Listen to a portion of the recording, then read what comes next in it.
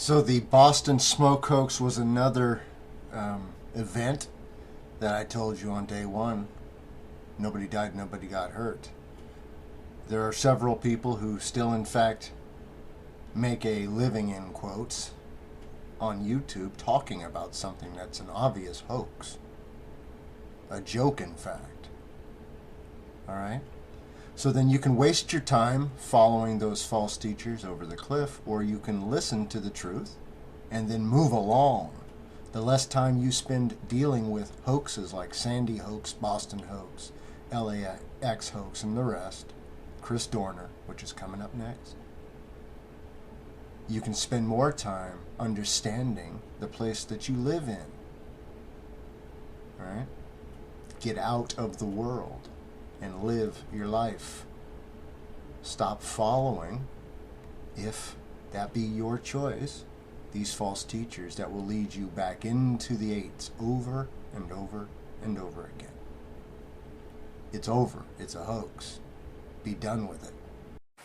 Hey, this is an afternoon update. This goes out to the people who has a friend who saw something. You know, don't bother me with your nonsense. I don't want to hear your lies through some friend of yours. All right? The second thing is, look at the Atlantic. Just go through their photo essay before they get rid of it. The leg meat photo, if that doesn't tell you that this is a hoax, nothing will. It's a clown show. Okay? Why is it that when you watch news right now, if you turn on the TV, what are they talking about? They're not talking about the victims and the people who were blown apart and the kids and all that. If it was real, that's what they would be talking about, right? But they're not. All they're talking about is they're showing you a loop of a very small bit of footage, and they're talking to you government clowns, and they're telling you about how they're going to lock this down and lock that down, and they're bringing up dates and times of past events to get your head controlled, to make you think that this actually happened, that you were just attacked. And they're right now it looks like they're trying to blame the local terrorist kind of cabal clown, you know, the McVeigh kind of thing, the homegrown working with the Al-Qaeda through, I don't know, the internet or some crazy nonsense. You know, that's what they're trying to have you put in your head. Because had this been real, the hospitals would be full of cameras showing you the people getting better and hallelujah, I survived. They're not doing that because it's a hoax. Alright? I don't care what your friend says to all you people. You are the worst kind of scumbags, by the way. Anyway, God bless the rest of you. Just wanted to do a second update video. Good afternoon, by the way. On where they screwed up this time. They always screw up, and then there's a point where they just can't unring the bell. Other than the stuff that most people can kind of, well, I saw a puff of smoke, that must be a bomb. I wanted to get to something that everybody who, if you think about it, you're gonna have no choice but to understand that this is a hoax. Okay? They told you that a number of people were injured and that they went to a triage center. All right, on scene. You then were told that these people were loaded into ambulances, quite a few, and they were all off to the hospital. The problem is here's where the problem lies, is that while the CBS station 4 in Boston was reporting that no ambulances were showing up, and that as far as he knew, he had only heard that there were 4 people inside. He didn't see them. They were all standing by. He said there was a bunch of people standing by, but there's no ambulances showing up. So, where did they go? They made a mistake because they went back and they showed the tent, the triage tent, and they were already doing the hero worship, where they had these 4 workers from the tent who were already regaling us with their stories of their self-sacrifice and their heroism, right? But yet I'm confused because they're outside of the tent. Why? Because they said the police were walking through the tent looking for bombs, and they didn't want them in there. So then where are all the victims? Well, the lady did say, well, the dead bodies, I guess that they're reporting too, they said, oh, well, they're just in the tent. They just kind of left them in the tent, and they're like, all right, you guys got a boogie. We need to check this tent out, check for bombs and whatnot. There's nobody else there, right? They're all in the ambulance. They all went to the hospital, which they never showed up at. And then these people are just, oh, they're, all right, we'll just leave the corpses there, head on out, we'll check it out, we'll let you, you know. You can see it's a big scam, right? All right, don't believe it. Please, just listen to what they're telling you. Plot it out in your head. You can see it's not making sense. There's no rhyme or reason to it, because nobody died, nobody got hurt, and there were no bombs, explosive types, that went off in Boston. There were some smoke bombs, and there was a Hollywood scene set up that makes you believe that you saw something. And that dog, just like the other video with Sandy Hook, is outside terrorizing me again. That little demon dog. Oh, they hate when you tell them the truth, those little demon dogs. Alright, so anyways, God bless you guys, and just know that it's all a hoax, and guess what? They're going to try and change the world because of it. Don't let them. Say, no, I don't believe your hoax, alright? God bless you guys. Bye. Bombing is a hoax, once and for all. Notice in this liar's face they put on these meat flaps to represent damage from the so-called bomb going off. Okay? Notice the damage would be all up on his right hand side and right temple and right upper cheek. Let's keep going. And on some on the side of the nose. Let's keep going. But when they went to do the interview, they forgot to add all that. It's perfectly fine. They didn't add the meat flaps because it's a hoax. It didn't happen.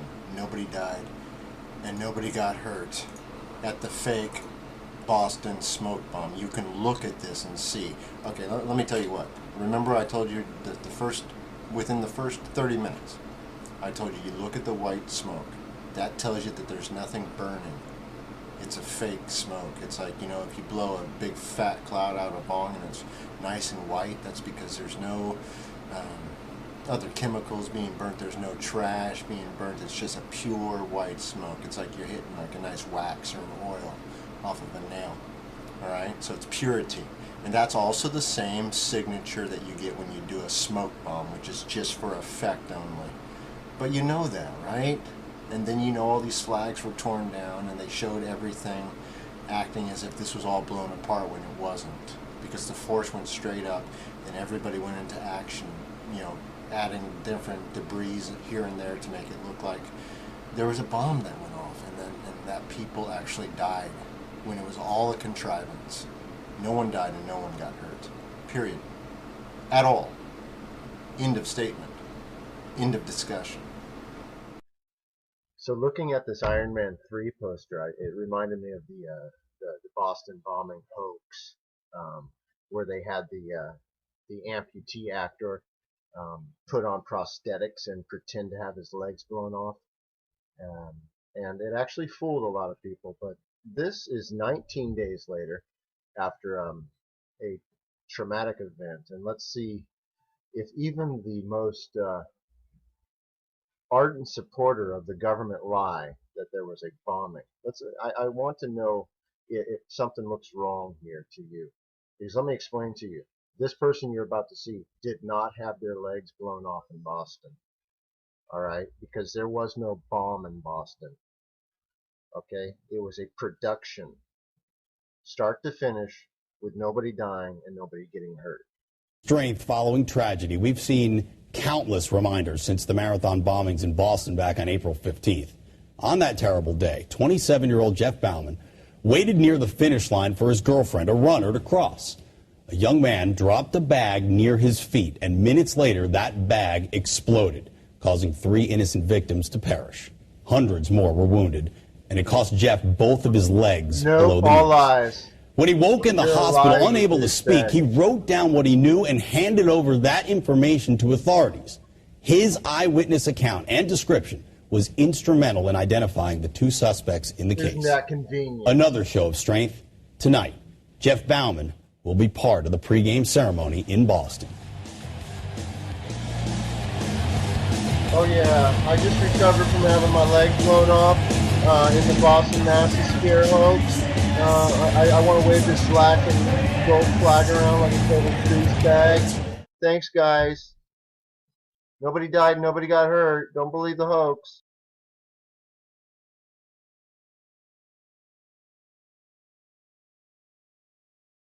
Good evening, guys.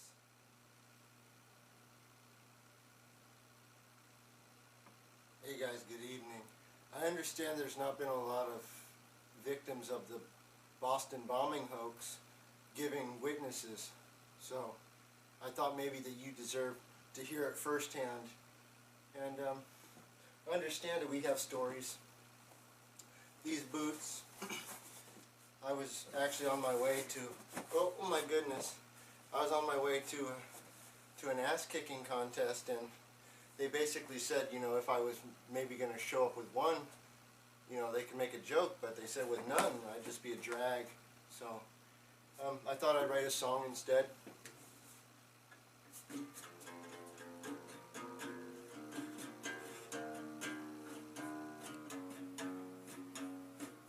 Boston, I left my legs in that Boston town. Next thing I knew, I was hitting the ground and my legs were flying all around. I said, whoo, I don't like this town.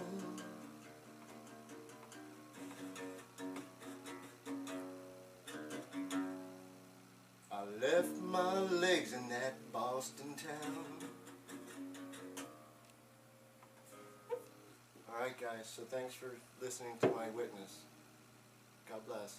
I'm sorry that Papa was just trying to let you guys know that it's all a hoax, of course, but we all know that. I'm glad to see that everybody's seeing that finally. And now we can go back to the first day, and what I'm going to do is just show you some straight video from the very first day, and it has the scene with the Spielberg guy, the whole 9 yard, right from the first day. So I think that some of you maybe can use this footage for maybe pausing it and looking at it closer. And I think a lot of this video might have found the memory hole at some point. So this is all going to just, these next two videos. To just kind of tell us what to do. And ultimately they had us walk a few blocks. And we just kind of went from there. I just searched for the school buses that had all of our drop-off bags from the marathon, and found my bag, and it took me probably about an hour to get to the Marriott Hotel, which is where I am now, stuck because I can't get out of the parking garage. So that's kind of where I am now. Cole, how were you getting word? I mean, did people just stop and suddenly word got passed down, runner to runner? That's pretty much how it happened. I had just passed mile marker 25, and I'm running for a patient partner, and I saw the patient partner and her family, and everyone there was, as I was, just very oblivious to what was happening. And as I ran a little more, I started hearing the word explosion, but it just didn't seem like, right. I figured it was a rumor or something. So I kept running. And once we got to that point where no one else could run, that's what they were saying. There was an explosion. 2 bombs went off. Unbelievable. So those were the 2 things that I was hearing. And Nicole, so can you tell if people are getting out of there? Are they checking out of hotels as quickly as possible? And they're saying, you know, I don't want to risk this. I want to get out. Yeah, well, unfortunately, so many streets are blocked off here. So people are unable to get out. Some people are unable to get out. And I think that has to be disconcerting for people, because if your instinct is to get away from that, to sort of protect yourself, that's got to be tough. Absolutely, absolutely. And as I mentioned, I communicated with my patient partner because they had 5 kids there. So I immediately emailed and told them what I was hearing. And as soon as they got word, they got their kids and they were able to get out. But as I looked out the window of the Marriott, which